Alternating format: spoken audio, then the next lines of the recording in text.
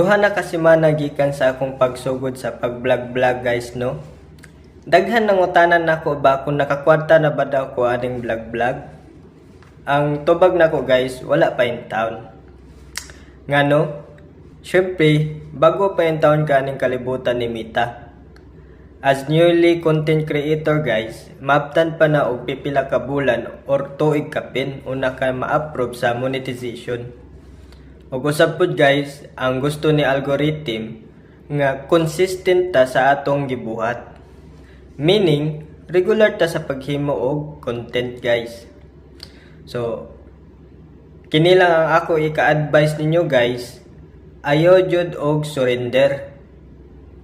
Bisan pa tuod na uban nga mag-basher nato, walay mo tan-aw sa atong videos, walay mo likes, walay mo share og labaw sa tanan, wala joy mo follow nimo. Okay ra na guys, kay wala ra ka naginusara.